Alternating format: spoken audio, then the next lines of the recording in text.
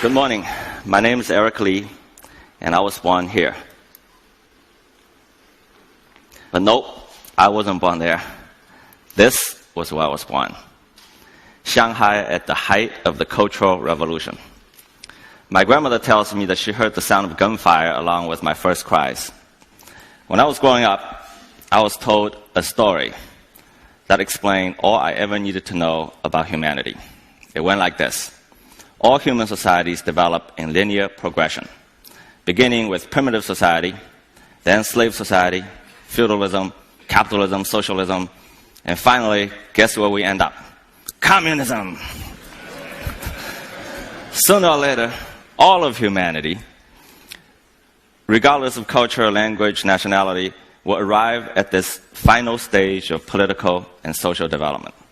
The entire world's peoples be unified in this paradise on earth and live happily ever after. But before we get there, we're engaged in a struggle between good and evil. The good of socialism against the evil of capitalism, and the good shall triumph. That, of course, was the meta-narrative distilled from the theories of Karl Marx. And the Chinese bought it. We were taught that grand story day in and day out. It became part of us, and we believed in it. The story was a bestseller. About 1/3 of the entire world's population lived under that meta-narrative. Then the world changed overnight.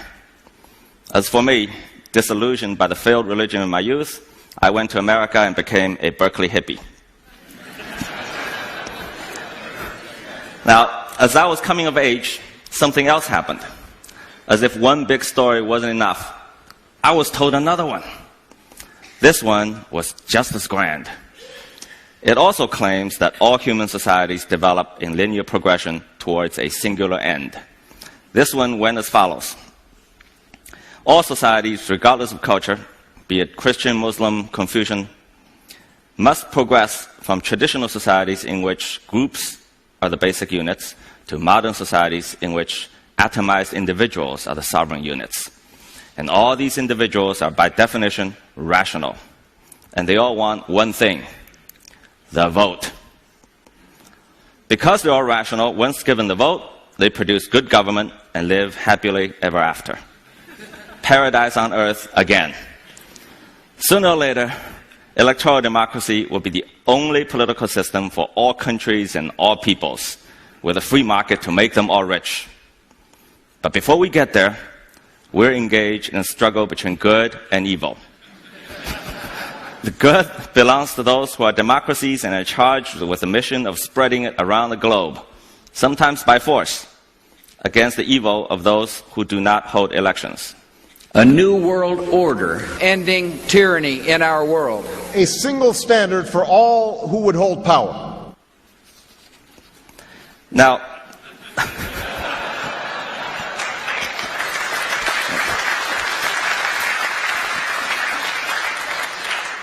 this story also became a bestseller. According to the Freedom House, the number of democracies went from 45 in 1970 to 115 in 2010. In the last 20 years, Western elites tirelessly trotted around the globe selling this prospectus. Multiple parties fight for political power and everyone voting on them as the only path to salvation to the long-suffering developing world. Those who buy the prospectus are destined for success. Those who do not are doomed to fail. But this time, the Chinese didn't buy it. Fool me once.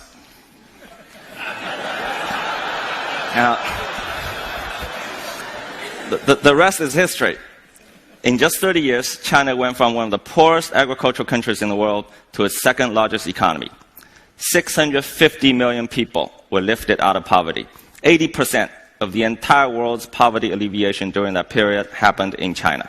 In other words, all the new and old democracies put together amounted to a mere fraction of what a single one-party state did without voting. See, I grew up on this stuff. Food stamps. Meat was rationed to a few hundred grams per person per month at one point. Needless to say, I ate all my grandmother's portions. So I asked myself, what's wrong with this picture? Here I am in my hometown, my business growing leaps and bounds, entrepreneurs are starting companies every day, Middle class is expanding in speed and scale unprecedented in human history. Yet, according to the grand story, none of this should be happening. So I went and did the only thing I could. I studied it. Yes, China is a one-party state run by the Chinese Communist Party, the party, and they don't hold elections. 3 assumptions are made by the dominant political theories of our time. Such a system is operationally rigid, politically closed, and morally illegitimate. Well, the assumptions are wrong. The opposites are true. Adaptability, meritocracy, and legitimacy are the 3 defining characteristics of China's one-party system. And most political scientists will tell us that a one-party system is inherently incapable of self-correction. It won't last long because it cannot adapt. Here are the facts. In 64 years of running the largest countries in the world, the range of the party's policies has been wider than any other country in recent memory. From radical land collectivization to the Great Leap Forward, then privatization of farmland, then the Cultural Revolution, then Deng Xiaoping's market reform. Deng's successor Jiang Zemin took the giant political step of opening up party membership to private business people, something unimaginable during Mao's rule. So the party self-corrects in rather dramatic fashions. Institutionally, new rules get enacted to correct previous dysfunctions. For example, term limits. Political leaders used to retain their positions for life, and they used that to accumulate power and perpetuate their rules. Mao was the father of modern China, yet his prolonged rule led to disastrous mistakes. So the party instituted term limits with mandatory retirement age of 68 to 70. One thing we often hear is political reforms have lagged far behind economic reforms, and China is in dire need of political reform. But this claim is a rhetorical trap hidden behind a political bias. See, some have decided a priori what kinds of changes they want to see, and only such changes can be called political reform. The truth is, political reforms have never stopped. Compared with 30 years ago, 20 years ago, even 10 years ago, every aspect of Chinese society, how the country is governed from the most local level to the highest center, are unrecognizable today. Now, such changes are simply not possible without political reforms of the most fundamental kind. Now, I would venture to suggest the party is the world's leading expert in political reform. The second assumption is that in a one-party state, power gets concentrated in the hands of the few, and bad governance and corruption follow. Indeed, corruption is a big problem, but let's first look at the larger context. Now, this may be counterintuitive to you. The party happens to be one of the most meritocratic political institutions in the world today. China's highest ruling body, the Politburo, has 25 members. In the most recent one, only 5 of them came from background of privilege, so-called princelings. The other 20, including the president and the premier, came from entirely ordinary backgrounds. In the larger central committee of 300 or more, the percentage of those who were born into power and wealth was even smaller. The vast majority of senior Chinese leaders worked and competed their way to the top. Compare that with the ruling elites in both developed and developing countries, I think you'll find the party being near the top in upward mobility. The question then is, how could that be possible in a system run by one party? Now we come to a powerful political institution, little known to Westerners, the party's organization department. The department functions like a giant human resource engine that will be the envy of even some of the most successful corporations. It operates a rotating pyramid made up of 3 components: civil service, state-owned enterprises, and social organizations like a university or a community program. They form separate yet integrated career paths for Chinese officials. They recruit college grads into entry-level positions in all 3 tracks, and they start from the bottom, called Keyuan. Then they could get promoted through 4 increasingly elite ranks: Fu Ke, Ke, Fu Chu, and Chu. Now, these are not moves from karate kids. Okay, it's serious business. The range of positions is wide, from running healthcare in a village to foreign investment in a city district to manager in a company. Once a year, the department reviews their performance. They interview their superiors, their peers, their subordinates. They vet their personal conducts. They conduct public opinion surveys, then they promote the winners. Throughout their careers, these cadres can move through and out of all three tracks. Over time, the good ones move beyond the 4 base levels to the Fuju and Ju levels. There, they enter high officialdom.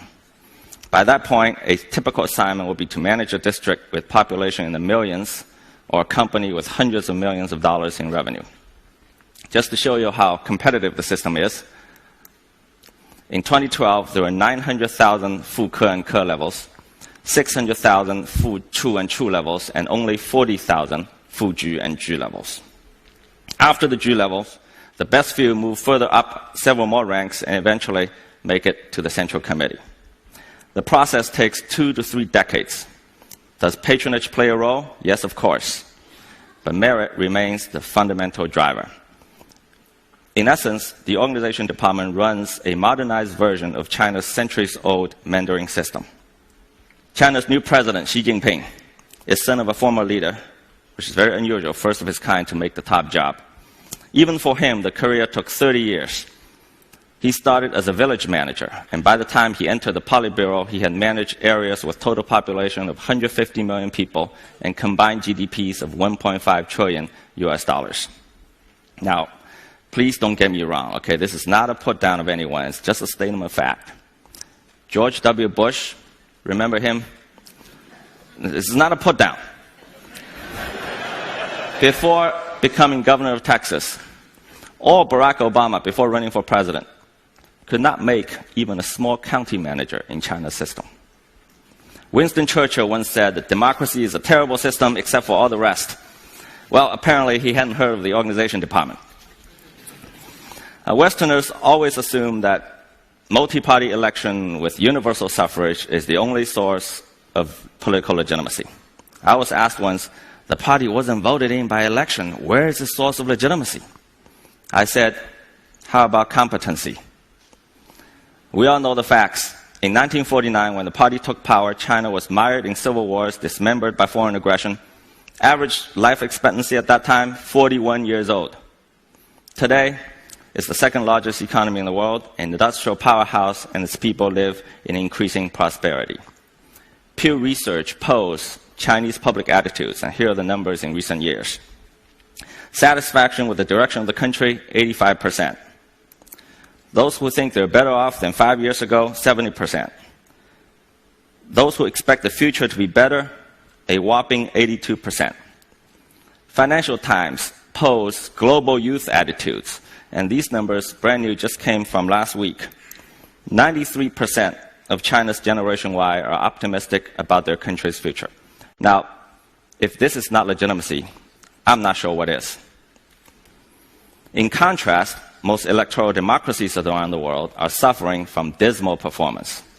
I don't need to elaborate for this audience how dysfunctional it is from Washington to European capitals. With a few exceptions, the vast number of developing countries that have adopted electoral regimes are still suffering from poverty and civil strife. Governments get elected, and then they fall below 50% approval in a few months and stay there and get worse until the next election. Democracy is becoming a perpetual cycle of elect and regret. At this rate, I'm afraid it is democracy, not China's one-party system, that is in danger of losing legitimacy. Now, I don't want to create the misimpression that China is hunky-dory on way to some kind of superpowerdom. The country faces enormous challenges. Social and economic problems that come with wrenching change like this are mind-boggling. Pollution is one, food safety, population issues. On the political front, the worst problem is corruption. Corruption is widespread and undermines the system and its moral legitimacy. But most analysts misdiagnose the disease. They say that corruption is a result of the one-party system, and therefore, in order to cure it, you have to do away with the entire system. But a more careful look would tell us otherwise. Transparency International ranks China between 70 and 80 in recent years among 170 countries, and it's been moving up. India, the largest democracy in the world, 94 and dropping. For the 100 or so countries that are ranked below China, more than half of them are electoral democracies. So if election is the panacea for corruption, how come these countries can't fix it? Now, I'm a venture capitalist. I make bets. It wouldn't be fair to end this talk without putting myself on the line and making some predictions. So here they are. In the next 10 years, China will surpass the US and become the largest economy in the world. Income per capita will be near the top of all developing countries. Corruption will be curbed, but not eliminated, and China will move up 10 to 20 notches to above 60 in TI ranking. Economic reform will accelerate, political reform will continue, and the one-party system will hold firm. We live in the dusk of an era. Meta-narratives that make universal claims failed us in the 20th century and are failing us in the 21st. Meta-narrative is the cancer that is killing democracy from the inside. Now, I want to clarify something. I'm not here to make an indictment of democracy. On the contrary, I think democracy contributed to the rise of the West and the creation of the modern world. It is the universal claim that many Western elites are making about their political system, the hubris that is at the heart of the West's current ills. If they would spend just a little less time on trying to force their way onto others and a little bit more on political reform at home, they might give their democracy a better chance. China's political model will never supplant electoral democracy because, unlike the latter, it doesn't pretend to be universal. It cannot be exported. But that is the point precisely. The significance of China's example is not that it provides an alternative, but the demonstration that alternatives exist. Let us draw to a close this era of meta-narratives. Communism and democracy may both be laudable ideals, but the era of their dogmatic universalism is over. Let us stop telling people and our children there's only one way to govern ourselves in a singular future towards which all societies must evolve. It is wrong, it is irresponsible, and worst of all, it is boring. Let universality make way for plurality. Perhaps a more interesting age is upon us. Are we brave enough to welcome it? Thank you.